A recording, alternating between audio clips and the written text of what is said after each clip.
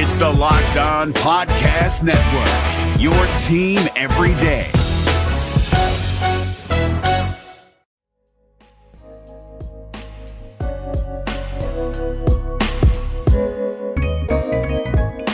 Welcome, everybody, to the Locked On Lakers podcast. I'm Anthony Irwin. I'm joined not by Pete, as I usually would be for a, what is it? We're recording this on a Monday? So this would be a Tuesday afternoon show. Today's Tuesday. Yeah, so this would normally be a Tuesday show, and Pete would be on it. But we decided to push Pete's appearance back a day so that he and I can talk after Houston and OKC wrap up their show. As you heard him already, Harrison is instead on the show with me. And we're going to do, like, Pete and I usually have these episodes every so often when there isn't anything specific to really hit on, where we just kind of jump around Silver Screen's website and the headlines that are on there. I used to write there. There are a few people who are more aware of the things going on at Silver Screen and Roll than Harrison, so this actually works out well.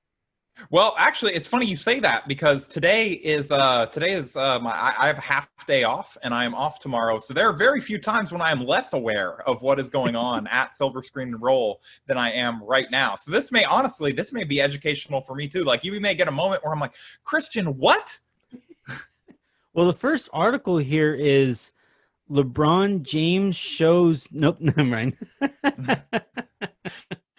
You read the first headline, you're like, that explains why he wrote LeBron should shut up and dribble. LeBron James opens not up. have let that fly. LeBron James launches OnlyFans. Harrison, what's an OnlyFans? You're gonna get both of us fired now. So yeah, let's go ahead and get this thing started. These tend to be pretty fun. I like to just kind of jump around and see what's going on here. The first one here isn't as much of a laughing matter, but I still think we can have a little bit of fun with it. And it's Danny Green says people trashing him on social media shouldn't come to the Lakers parade. Quote, "You're not real fans." He's been on this one, and he apparently went really, really hard at fans here. I'm going to read, if not the whole thing, at least an excerpt here. Quote, "I tried to see." It's a long quote. Yeah, I transcribed it this morning. It's a long quote. You haven't got the auto transcribe thing yet, huh? No, it doesn't. It's not accurate enough for me. All right. So I try to see everything from all perspectives. I understand not just the situation I'm in, but the situation everybody is in. There's not much else going on around the world. People are watching basketball. There's not much else to watch. the soccer and baseball shade.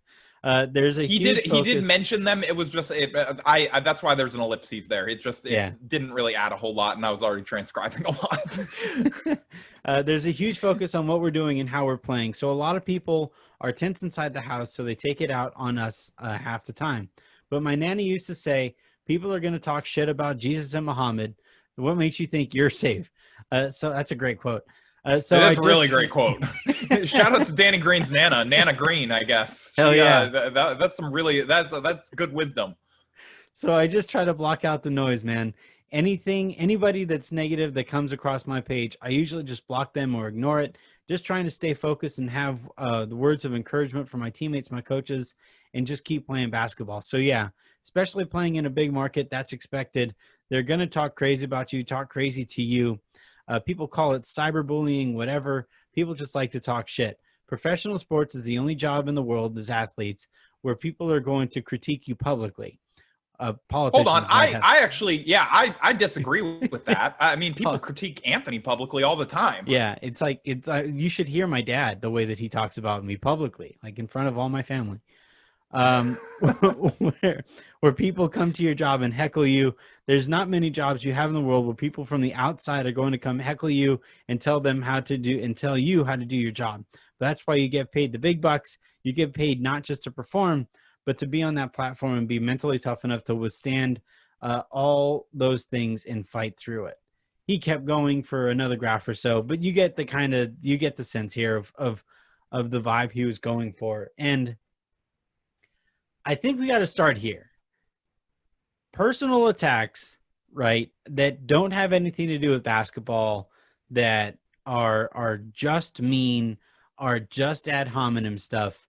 I understand where the athlete says, nope, I don't need to be dealing with that. I don't need to hear that in my day-to-day basis or business.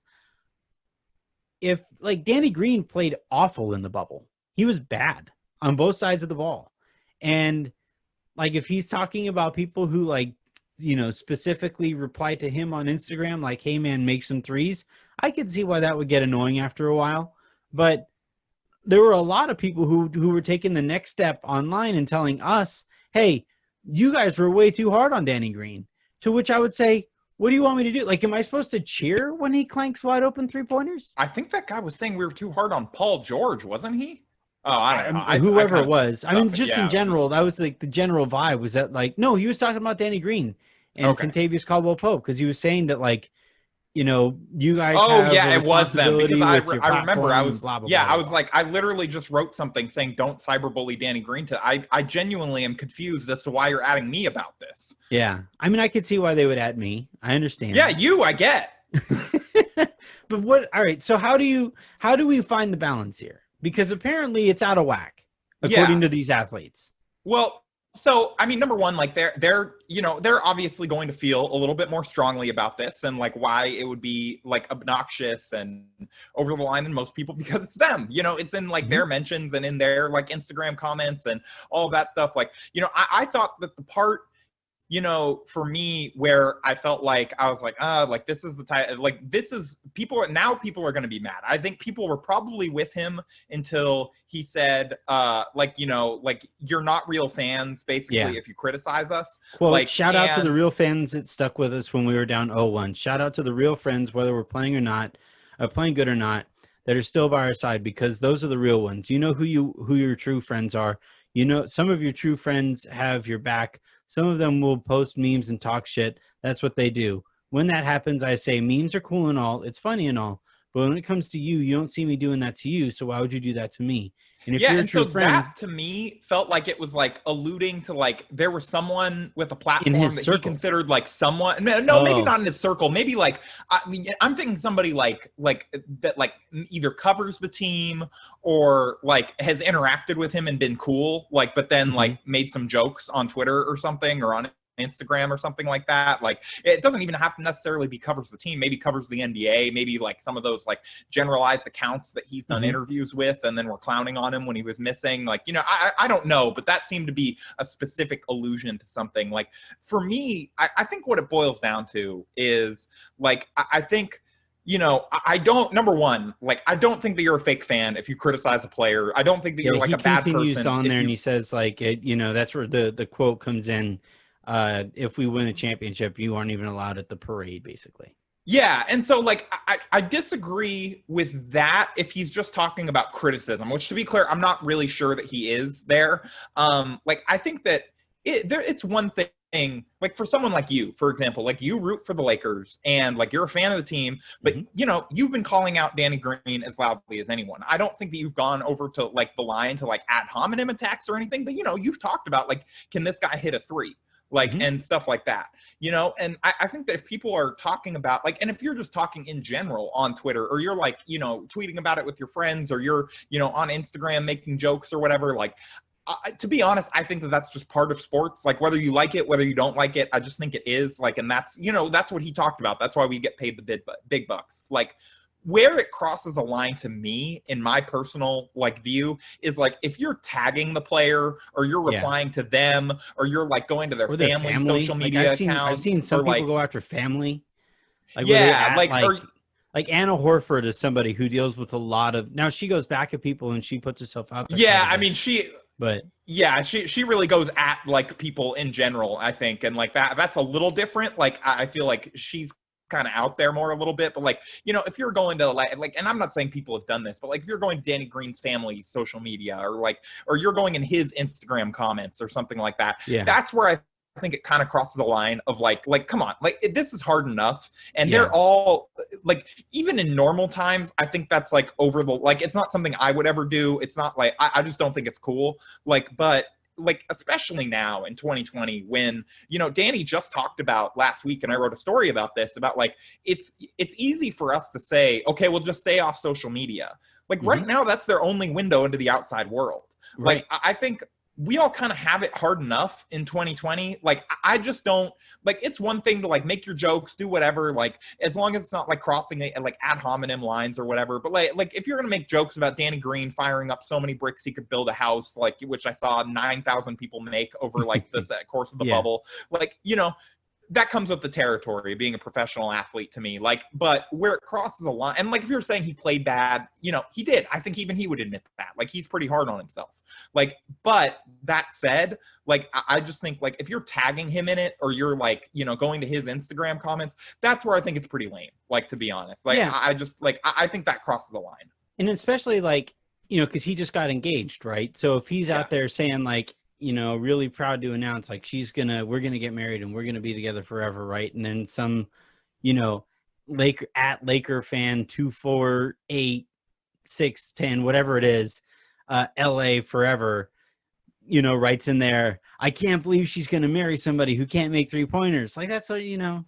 Well, especially because they got engaged before the bubble. So you'd really be going back to like old Instagram posts. He's like digging up. He's digging up stuff. To be honest, I've seen people do that. Yeah. Like, sometimes people will go to the most recent tweet and just start replying to that one. Right. Like, and that's where I say, like, come on. Yeah. Like, come on. And then the other thing too, and this is more of like a it's personal. The same thing. Like, unless you're like a major kind of, am I allowed to curse on here? Yeah.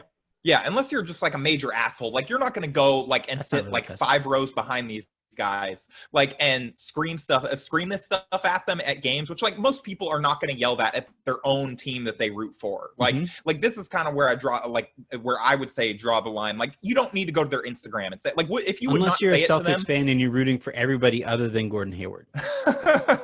if you would not say it to Danny Green running into him in line at Starbucks, like, don't go to his Instagram comments and say it.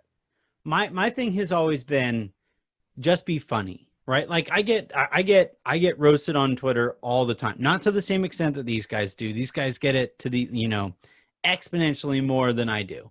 But if somebody, you know, if I say something about playing basketball and then get added with the churro step video 33 times, I chuckle at it because it's funny, because I find that funny. Whereas, like, I remember the other day I put up, you know, I put up the picture of our house now that it's just about done. And I said, like, if you would have told me 7 years ago that this hobby that I had back then would help pay for a house, yada, yada, yada. And then somebody replied to me with something along the lines of like, stop posting pictures of your house and work out, you fat motherfucker. And I was like, whoa, okay. Did he think you played for the team? What do you need to be in shape for? He thought I was Jared Dudley for a second. Oh, and now we're crossing a line. That's where it crosses the line. but that's where I say, like, all right, if that guy, like, let's say I was Danny Green and I posted a picture of my house and somebody said to me, did you make your house with all of the bricks that you've been throwing up? Admittedly a funny joke. I would chuckle. Like, I would laugh. But that's just me. And now, not everybody is like me. Not everybody, you know, has that kind of, you know, the self-deprecating sense of humor. And I think that's another thing that we kind of have to be cognizant of, is in whatever way we possibly can understand, like Lou Williams had a great tweet the other day when Lemon Pepper Lou was the thing that was going on, right? And he said, like, you know, somebody replied to him, how do you deal with all this stuff? And he was like, man, it's all jokes and memes, man. That's what Twitter is for. And I was like, all right, so if he has a thick enough skin to deal with that stuff, then And he probably knew, like, admittedly, that was a funny way to get caught. Like, you can be mad about it in the moment, but, like, I mean, but number one, NBA Twitter was in, like, prime MJ form that night. Like, it was funny. Like, it was not mean. It was just funny. It's funny. And, like, how could you not laugh? Like, you got caught by this, like, you know, 20-something-year-old kid posting a photo with you. Like, you know, he's a rapper, but, like, posting a photo with you and not having the good sense to, like, not tag you in it while you're away from the bubble. Like, I mean, you honestly kind of have to laugh about it a little bit. Like, and, like, also, like, not all of those people, like, the people making, like, the best jokes were not necessarily adding him in them either. Like, I think that's the difference to me. And also, I just want to say, I'm sorry for making an OnlyFans joke when you posted your house picture. You know, I didn't realize that that you had such thin skin on that one. But no, I thought you crossed the line when you called me a fat motherfucker. Like, I thought that was a bit much. All right, let's take a quick second and come back and keep going through these headlines.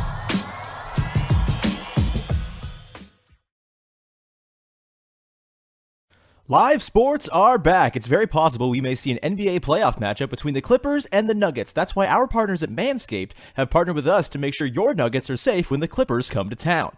Look, we know manscaping is a tricky proposition. You've got very sharp implements with things that you don't want to be cutting with sharp implements. You've got awkward angles and all that kind of stuff. The Lawnmower 3.0, though, is the best hygiene tool for the modern man. Because of their ceramic blade and skin-safe technology, your snags will be reduced. They also just released their Shears 2.0 nail kit, which is the perfect add-on to their Lawnmower 3.0 trimmer. The Shears 2.0 is a luxury 4-piece nail kit featuring tempered stainless steel tools, and it includes slash-tip tweezers, rounded point scissors, fingernail clippers, and a medium grit nail file. Their Perfect Package 3.0 comes with a new improved Lawnmower 3.0, waterproof cordless body trimmer, performance boxer briefs, and a travel bag for you to use once you're done quarantining. The Perfect Package 3.0 also comes with the Crop Preserver and Crop Reviver. The Crop Preserver is an anti-chafing ball deodorant, which ensures that your afternoon stroll doesn't end in your balls sticking to your leg. That's gross. The Crop Reviver is a spray-on toner for your downstairs. It's made with a soothing aloe and with hazel extracts that will give your balls a boost. Get 20% off and free shipping with the code LOCKED, L-O-C-K-E-D, at manscaped.com. That's 20% off with free shipping at manscaped.com and use the code LOCKED. Take your grooming game to the next level with Manscaped.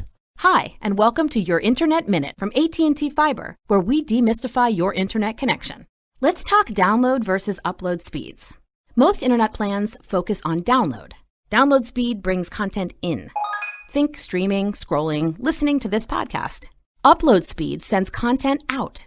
Virtual team meetings, gaming, remote learning, video chatting with family and friends, they all require fast upload speeds to prevent buffering. And we're all doing a lot of uploading now, aren't we?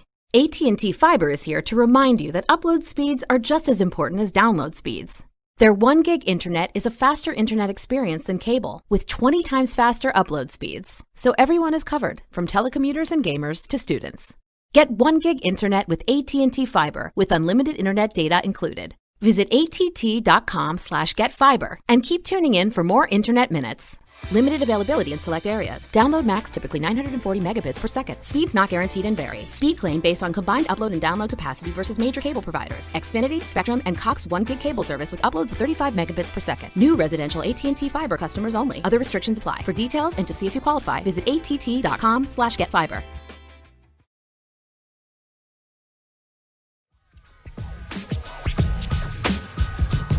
All right, the next headline that I'm seeing here is Jared Dudley says the Lakers were never worried about losing to the Trailblazers and thinks the Rockets are better than the Thunder.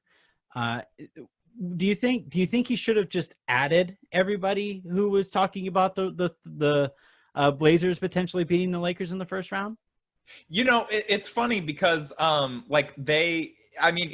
yes, I think that was somewhat of a direct response to that. Like, he even at one point, like, you can pull up the exact quote, I think, but like at one point when he was talking about the Blazers, like, he specifically said that they weren't losing sleep. And then he also said at the end of it, like, he made sure to mention, like, oh, and we barely lost game one.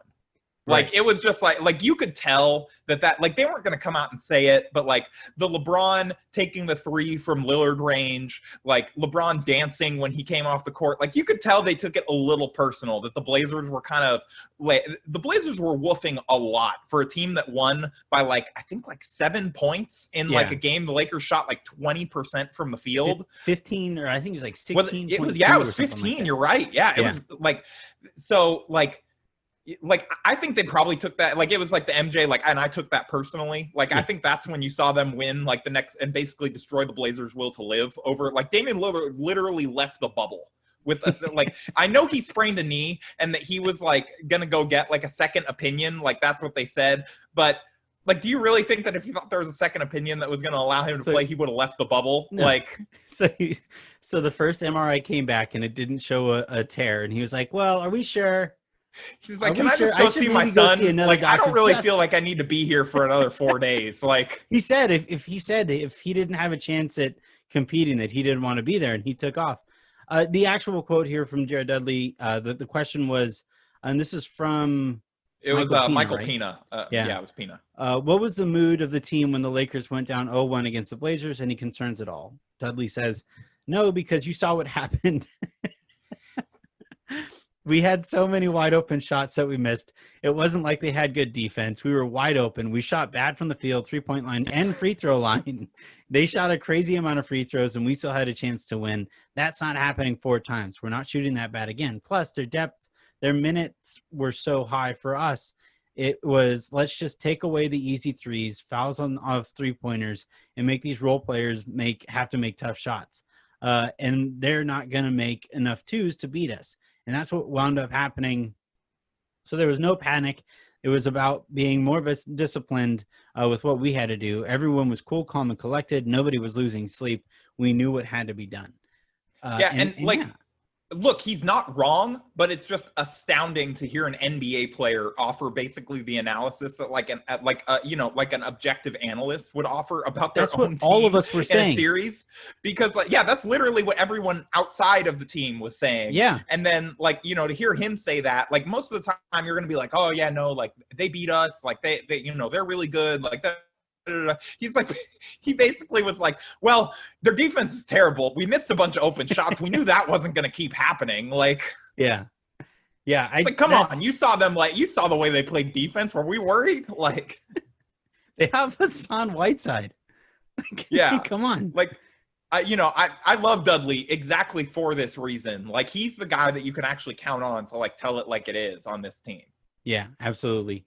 And then, well, we might touch back on Houston being the better team according to Dudley, but yeah, I mean, I also think this is one of my favorite kind of points in players' careers is when they start lining up the post-playing career, and so for him, it's like he very clearly wants to be in NBA media, like he wants to do this. He's even smart enough to keep saying, no, I want to be a coach or a GM just to help his agent out when he's negotiating that next media thing. Mm-hmm. Yeah, like he's definitely he's putting all the chess pieces together for that. As far as the Houston thing, I do want to reference that at least briefly. I just think that it's kind of incredible that he gave that kind of bulletin board material quote before they even play the game 7 to determine who's moving on. Like he literally he doesn't care about OKC having that quote up if they end up moving on, that Jared Dudley said Houston is better than us. He doesn't care because he knows they're better. I mean, again, you got to be honest. Not wrong. It's just like we said about Danny Green. If I have to be honest, my job is to point out whether I see good things and bad things from the team. And every so often I see a good thing and I point that out. Every so often I see a bad thing and I point that out. In this case, every so often you see a bad thing. Just every so often. Every so often. It doesn't happen just too once often. You are known for every once in a while to criticize the team, and that's what I appreciate about you. I had some Clippers fan call me a homer, and I came this close to quote tweeting it because I know the vast majority of people who follow me would have laughed out loud. You should have sent them a link to Lakers Reddit. Yeah. Let's take another quick second here. When we come back, there's a couple more headlines here, including one about Frank Vogel's pizza addiction. Today's show is brought to you in part by Built Bar. Head on over to BuiltBar.com. Use promo code LOCKEDON and you'll get $10 off your next order.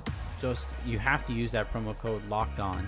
It's all one word, all uppercase, LOCEDON. That's $10 off at BuiltBar.com. And I can't say enough about this product. For me, here at home, dealing with Avery all day and doing as much show prep as I can possibly do with her screaming at me about whatever it is that she screams about. And, there are some days where I just forget a meal and I realize, man, I'm a little more angry at Avery right now than I would normally be under these kinds of circumstances. And I'll realize, oh, that's right, I need to eat something. And I'll eat something and I'll be ready to deal with Avery. And that would extend to any situation that you're in. You just do better when you have the right amount of nutrition in your system to be able to deal with the daily grind that we all have to go through. And one of the best ways that you can do that quickly is by eating a Built Bar. They taste great, they're nutritious, they're healthy, and like I said earlier, they get the job done, they fill me up, and I'm ready to go about the rest of my day. So one more time, head on over to BuiltBar.com, use promo code LOCKEDON, and you'll save $10 off your next order. Not your first, but your next order. You have to use that promo code LOCKEDON. One more time, BuiltBar.com, promo code LOCKEDON.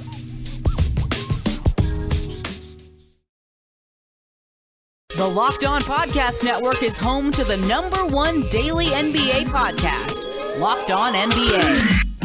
At times, the Rockets are their own worst enemy because their system prides itself on three-pointers, layups, dunks, and free throws. And sometimes it feels like the Rockets tend to fall in love with that three-point shot to their detriment. When you want the biggest stories and the best NBA talk before it's old news, listen to the Locked On NBA podcast every day, wherever you get your podcasts.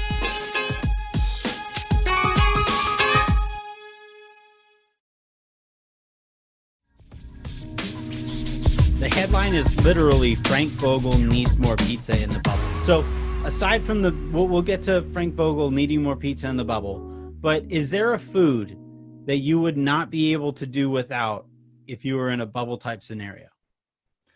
You know, I'm kind of in a bubble scenario, so I've had to think about this. You know, and like we're all sort of in a bubble scenario, especially the early days when you didn't really like. Now it sounds like most of the science is saying you can't get it via food, but early on, like you weren't so sure. Like I definitely did not order takeout for the first couple months, like probably first 2 months of like quarantine. I don't think that we ate out a single time. Are you good at cooking? Like, did you ever learn how to cook? I'm okay at cooking. Like, but you know, it was a lot of frozen food too, a lot of like prepackaged stuff, whatever. The blogger diet.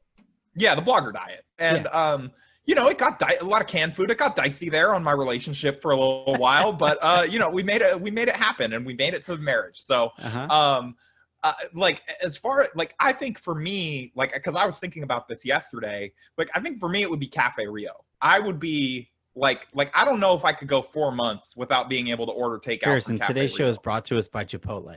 Oh, well, I mean, that's not my sponsor, so I don't care. I will say that Chipotle is just like I can't even think of a good burn. Well, it's crazy that Chipotle has had multiple like rat or kangaroo type moments, right? I mean, I thought rat and kangaroo were items on the menu at Chipotle. It should be. Then you're being honest. Yeah. You know, I'm just saying, like, it might be better than what they currently have, at least compared to Cafe Rio. For some reason, every time I order takeout Chipotle, by the time it gets to the house, it's freezing cold. Yeah, no, it's because it was never warm. That's the thing with Chipotle. Whereas Cafe Rio, they give you, you know, like a handmade tortilla that they made that day. Like, they literally, like, make them right in front of you as you're coming in. It's just, it's a much better product. I'm just saying. We don't have Cafe Rio out here, but we have some good burrito stops. Right. The Mexican you're in Texas. Food, you have good Mexican food. It's okay. It's a lot of Tex-Mex. All right, quick side note. I want to know which asshole saw Mexican food and said to themselves, we need to involve Texas in this somehow. I mean, I'm going to guess a Texan, probably. Texas. Like what? Mexican food is perfect. I'm not sure I understand what Tex-Mex is. Is it just like a Mexican food restaurant with an Applebee's in it? Like, it's it's like if you injected mayonnaise into everything. I don't even want to know what it actually is now. Now I'm just picturing like mayonnaise in a burrito, and I'm like, yeah, I'm good on Tex-Mex. Yeah, you should be basically good on Tex-Mex. For me, man, what would I be? I mean, it's probably just like wine. Like, I don't know if I'd be able to do very well without. I think you'd be okay. It sounds like a lot. I believe CJ McCollum was selling wine, like no joke, like that he like had there. I know Jimmy Butler opened up a coffee shop. I think we may have just gotten CJ McCollum arrested in Florida. He's like bootlegging. He had to hightail it. We just realized why the Blazers laid down after game one. Quickly. He's like, I gotta get out of this state. If I don't lose by game 5, I'm gonna be arrested.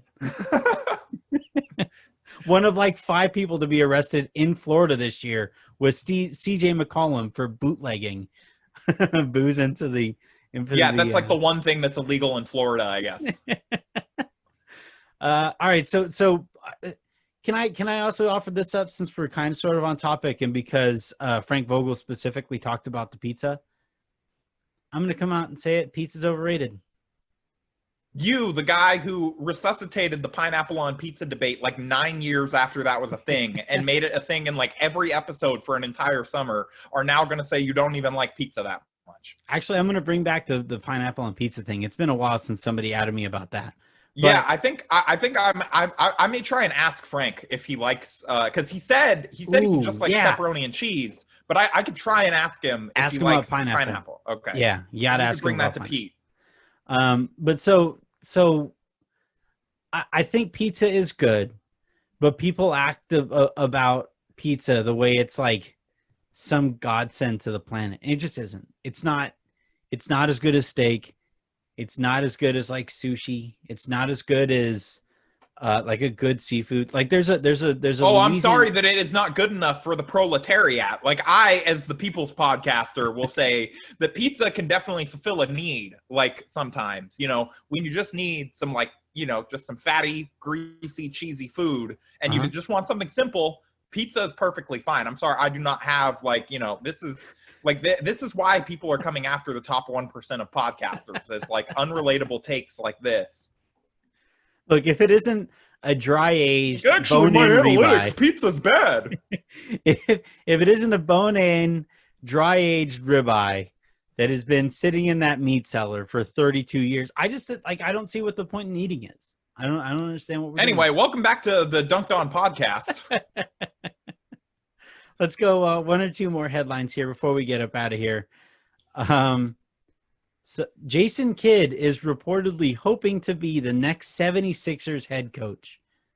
And you and I had a little bit of fun with this on our show last night. And we did talk about that. I was like, is this deja vu? Like, I feel like we talked about that. So we had some fun with it last night. And I kind of realized in thinking about it, like, this is the act of desperation, right? Like he thought that he would be an assistant coach with the Lakers for 1 year, claimed that he learned what it means to be to go through the ranks of assistant coachhood, which by the way, there are assistants who have been assistants in the NBA for decades. And he's done it for 1 year and he's like, nah, I can't do this anymore. This is awful. So yeah, it's like he was his agent told him, they're like, well, the Lakers are willing to hire you as an assistant. I think maybe you should take it, and we can really sell the narrative that you've learned what it takes to win, and you've worked your way up now. And he's like, yeah, I could do that for a year. And he's like, well, no, and he's like, yeah, I could do that for a year. Just tell him I'll do it, but only a year. Yeah, no more than a year. And it has now gotten to the point where he is openly lobbying for these jobs, which. No, Anthony. He's not openly lobbying. These are just reporters who happen to know that Jason Kidd wants these jobs. It's not. He's definitely not lobbying for them. Yeah, how they found that out, one is just left to guess. I think we might have reached the point though where we realized that Jason Kidd might not be a head coach in the NBA again.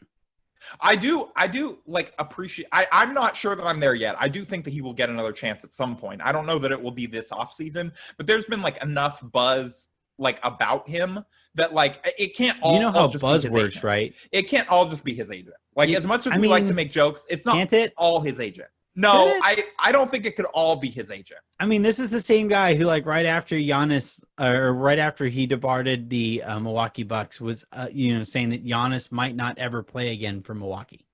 I don't know if he went that far, but I think he did literally say that Giannis was crying when he found out, which Giannis could not have appreciated too much. I did think that it was funny that the Knicks, when Thibodeau was clearly asking for more money than they were willing to give him, were like, well, we might just hire Jason Kidd, and and then the entire New York it was a leak that basically backfired so badly that they just had to pay Tibbs because their fan base was so up in arms. Yeah.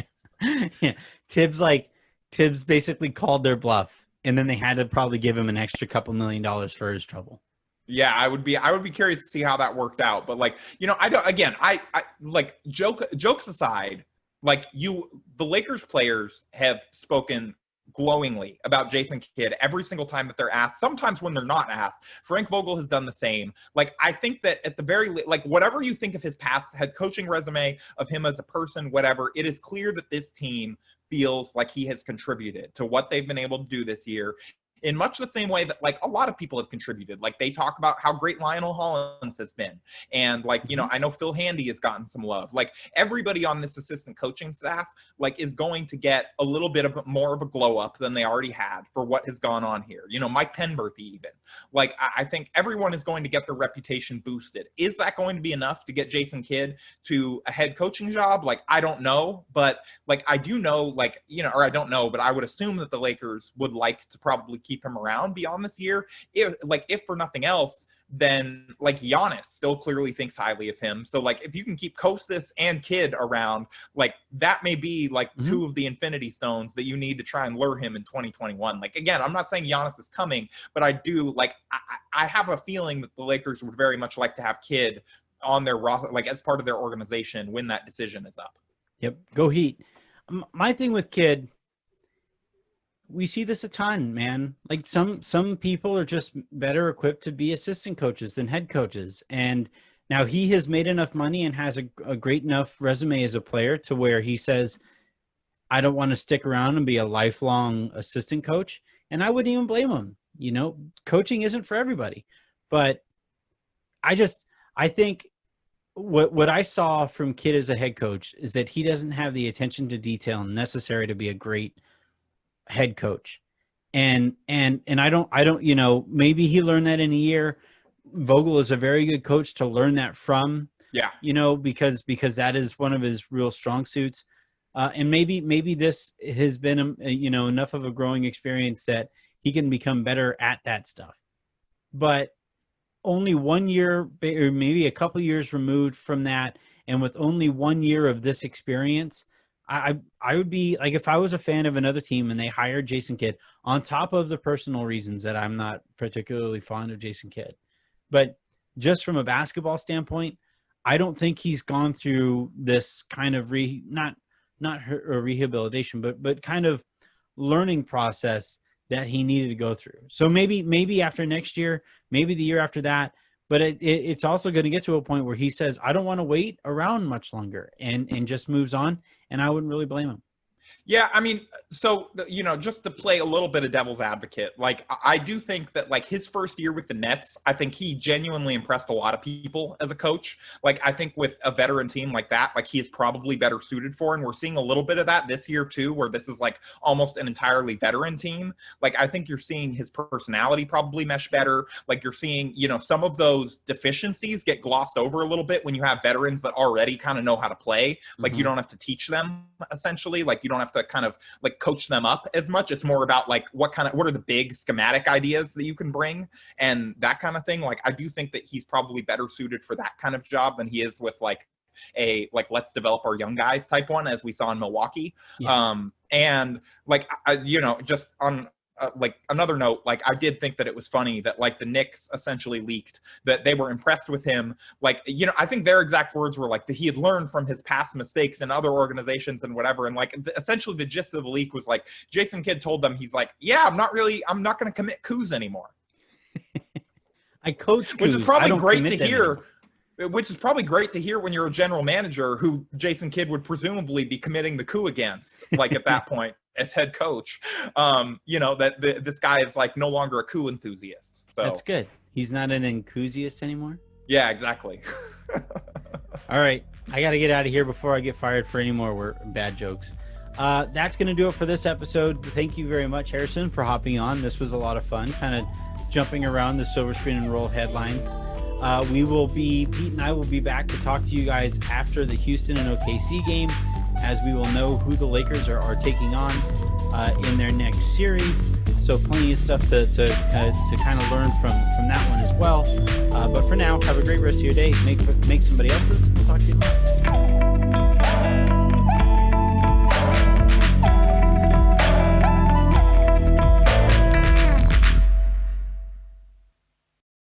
Rejecting the Screen has been retweeted by Kobe, Dame Lillard, and Vince Carter, so it's fair to say you should give it a shot. I'm Noah Kozlov. And I'm Adam Stanko.